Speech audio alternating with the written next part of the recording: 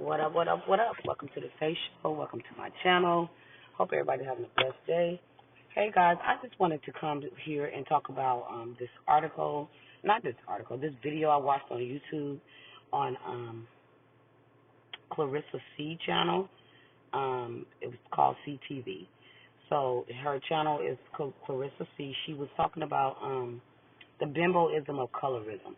I just wanted you guys to leave your thoughts and your comments about what did you think about this video. It's just just thoughts and theories, and not theories, but people comments and stuff about colorism. And it's really deep out here in our world. People, put light skin, dark skin people, women, I'm going to say, colorism of women behind each other, and always, choosing a lighter version than a darker version. They always, putting them together as a competition. And it's more about the women in the industry that's trying to make it.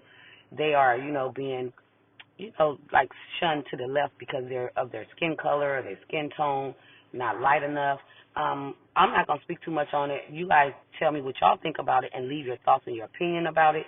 I'm just curious to hear and know what people think about colorism, because as a dark-skinned woman, I kind of experienced a little bit of that in my lifetime too. I'm not going to give no story behind it because I don't want to. I just want you guys to check out this video and tell me what y'all think about it. Everybody have their own opinion about it. I'm interested to know what everyone thinks about it and what my subscribers think about it. So I want you guys to go ahead and check out CTV, which is Clarissa C channel. I'm going to play her video clip for you guys, and y'all leave your thoughts and your opinion. Please like, share, subscribe to the channel, hit the notification bell for future videos. And on that note, I'm out. Go ahead and check out this video. So recently, rapper Mona Leo, real name Leandra Roshan Gay, was on Megan Jane's podcast. If you guys don't know Megan, she was on Bad Girls Club Season 9 in Mexico, which is actually one of the most popular seasons, and Megan was the fan favorite, famously for her big season fight.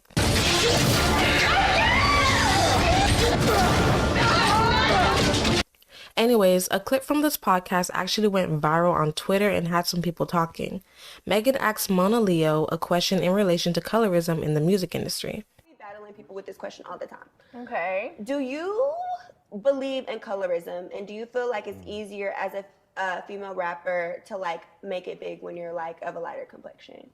Believe in colorism. Colorism is very real. It's a very real thing, for sure. And it definitely is easier for, not to take away from anybody who is a light-skinned rapper, but it's definitely easier for a woman with a lighter complexion to blow up quicker than a dark-skinned woman, for sure. But now, if you haven't, then please watch my Virality is Not Longevity video, because it deeply relates to this clip. Mona Leo is not the first non-light-skinned artist to confirm this treatment in the industry, and she won't be the last anytime soon. It's an age-old tale that's easy to comprehend. But people still want to act like this is a form of made-up oppression. I had some people in my comments in the last video basically telling me that I was cloud chasing by making the relations between Ice Spice and Flo Milli. But Mona Leo, who is a rapper in the industry, indirectly proved my point by confirming it based on her own personal experiences. Now here's where the issue lies and the reason why I'm making another video on this topic. Megan's response made her sound like a bimbo. I'm not trying to discredit anyone's past experiences, but this type of response is seemingly always a response that light-skinned girls have when it comes to the topic of colorism, whenever they say they experienced it also. Why do you feel like that? Because I be getting into it with people, right? I used to get made fun of at school because I wasn't black enough. Bitches used to try to cut my hair. People be thinking that light-skinned girls don't go through colorism. We go through colorism I don't know if it's as bad as brown-skinned girls. It's not colorism. It's not colorism. If you're light skinned, it's not colorism. So what is it called? If people was picking with you, then that's but it's not colorism. Colorism is discrimination against darker skin. Darker complected people. So you're basically talking about reverse. Well, reverse colorism then, because they used to be you ain't even black for real. You're white. Go over there with the white girls. And I'm just bitch. That's interesting. Listen to what she said. She said that people told her she wasn't black enough. Could be true, but I don't personally think it was because she was light-skinned. It really could have been because of her personality. If you watch BGC, then you know Megan portrays herself as kind of prissy and valley girlish. And if they said that, then it was probably a reference to the way she speaks or acts, not how she looks. Because let's be real, the black community is accepting to everyone, even as children, so I doubt it was oh, you're too light-skinned, you can't sit with us. Like, no, that does not happen. If anything, you're more accepted. And in regards to bitches trying to cut her hair, that is simply old-fashioned bullying. We all have a horror story about somebody doing something to us that wasn't friendly as children. It happens. Like I said, go check out my virality is not longevity video because these clips are touching the points I made in every way. Also, it's like that thing like, oh, you're pretty to be a dark skin. Yeah, but we also get, oh, you're pretty to be a black. Like, I've had white people and others. Well, that's racism. Yeah, that's racism. racism. Right. But like, they'd be like, you're pretty to be a black. I've had black girls be like, you're pretty. Are you mixed? Like that. Are you mixed? You have to be mixed. Right. I That's thought you was actually mixed. sad. That's You sad. mixed. Why I gotta be mixed? Right. Yeah, that thought process is actually sad. Yeah. That I would have to be mixed to be. Oh wait, But I mean, What I said about Ice Spice, how even when her music is brought up, it all goes back to her appearance and how she looks. Megan, when she's explaining all the colorism she experiences, it goes back to, oh, you're too pretty to be ... That's not colorism. Compliments of your beauty based off of your skin tone is not colorism. Someone saying you're too pretty and exotic looking to be black is not colorism. Someone cutting off your hair is not colorism. Real colorism is prejudice based on a darker tone complexion. For example, better than him, you know, or no less than him. So if he could say that he likes skinny women, if he prefers skinny women more than a more chubby or heavyset women, he could say that and nobody won't get mad at him. I just said I don't like women with my complexion. I like light-skinned women. I want you to be lighter than me. I love African-American women, but I just don't like my skin complexion. as ignorant as Kodak is, this is just a glimpse on how the self-hatred mindset can inhabit other people. Basically, he's saying everyone else can have their preference, so why can't he? That's okay, you can like what you like. And then it goes to him saying he doesn't like his complexion. Because of that, he doesn't like darker skinned women. That's called self-hatred, that some people don't want to recognize. And I know someone in my comments will say, it's not that deep. But it is. Of course, not everyone thinks like this, which I'm aware of. But I'm saying, well, what I'm trying to do is make at least someone who doesn't understand the simple concept of colorism and what it actually is. It's not just mistreatment, it's a mindset. Look at this clip from a Vlad interview for rapper Glock 9. I ain't gonna lie. What'd he say? I'm already black. I don't need no black bitch. Right, that's what he said. So yeah, I ain't gonna lie. I can't have no cut. Like, I know if I'm fucking with you, I'm black as fuck, right? I'm black as shit. Yeah, black is beautiful though, man. So I know if I fuck with a black bitch, we gonna have a black ass baby. So? I ain't with that. Why? 'Cause I'm already black as fuck.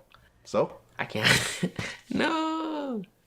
Well, I mean, this is an interesting thing. You know what I mean? Like, so if you have a baby, you don't want your baby to be the same complexion as you? Mm. Why? This a once in a lifetime thing. He doesn't talk about his complexion with love or acceptance. His preference for lighter-skinned women doesn't just derive from finding them more beautiful. It comes from seeing the lack of beauty within himself. Just listen to what he said. This is a once-in-a-lifetime thing. True love is seeing your offspring resemble you. You don't even find your own complexion worthy enough to pass it down. Do you guys see how that impacts dark-skinned women? Their own insecurities are based off of a reflection of them. So black women are affected without even having to lift a finger. But the black community is one to blame also. He didn't wake up one day and dislike himself. He was probably bullied because he was darker than most. All those little jokes kids can make on while you're growing up can affect you in your developing years and play a vital role in your self-esteem.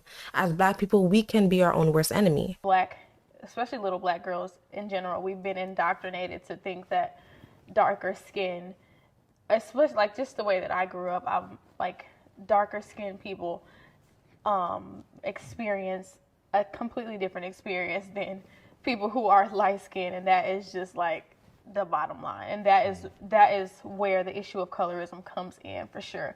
But just little girls who've always been like just growing up, my mom, and it's not my mom's fault either, but just growing up, my mom like perming my hair just so that it wouldn't be super, because I have 4C, super style it, but that was something that a lot of young black girls had to experience, and we were told that our hair was not beautiful, that our skin was not beautiful, and we watched people who were lighter skinned or mixed people get a different treatment than brown skin and especially dark skinned children. So that's why I feel like it, not to take away from like your experience, because that's still valid, and what you went through is still something that was traumatizing for you for sure, but it's not the same thing as like the colorism that darker skinned women. Can you explain it?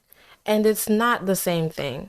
Someone making fun of you because you're too pretty and light-skinned to be black is not the same thing as being made fun of for being too black and dark-skinned.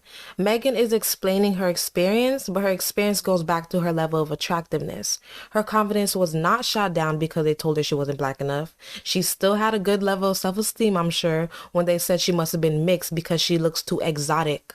And I want you guys to take note that whenever someone of lighter complexion talks about any form of colorism, it always goes back to school days, like middle school and elementary school, never adulthood instances that could back up their claim. Complexion. We too gutter. Black people, my complexion, we too gutter. Light skinned women, they most sensitive, you know? Some dark skinned women out here sensitive. No, they too tough. They too tough. Light skinned women, we could break them down more easy, you know what I'm saying? Okay. Yeah. Listen to how Kodak ignorantly describes the character of a dark-skinned woman. He said they're too gutta, meaning they're too hard or tough, and the lighter women are more easy to break down, or feminine and soft in other words. But nonetheless, based on the complexion alone, there's already an aura of toughness that's subjected to a darker-skinned woman. And this is simply just regarding the idea of a relationship. You don't want a dark-skinned woman because she's dark, but you also characterize them with their own idea of who they are. It's a crazy concept to even think about, and that's what makes the conversation harder to have because it all roots back to slavery. We are past the times, but the effects are way too difficult to wash away.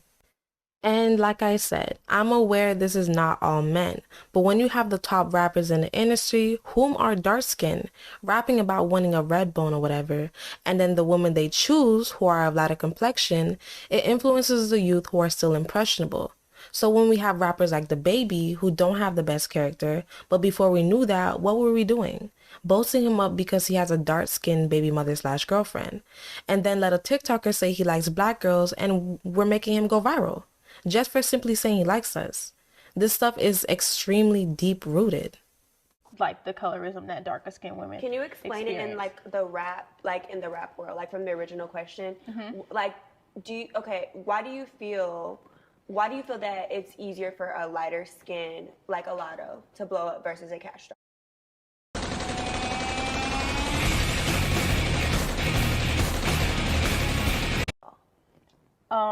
It's just, I mean, so just to take it all the way back, like when our ancestors were slaves, the darker skinned slaves were in the field.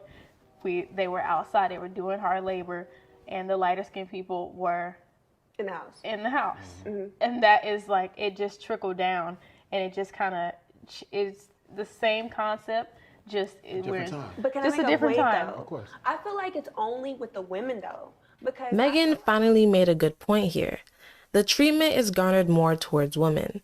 These rappers can look however they please. Their appearance does not matter. Nobody cares if they're ugly or, in proper terms, conventionally attractive.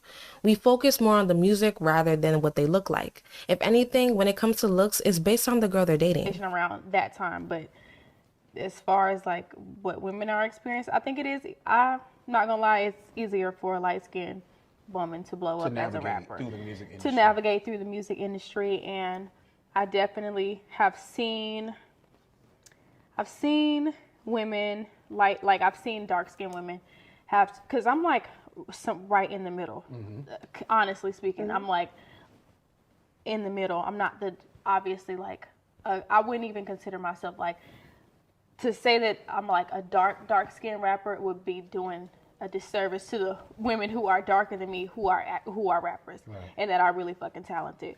I've seen them have to work 110 times harder, and lyrically be more skilled lyrically, have better visuals, and you know what I'm talking about. I do. Fill me in. No, one of my favorite new artists. Her name is Bree Runway.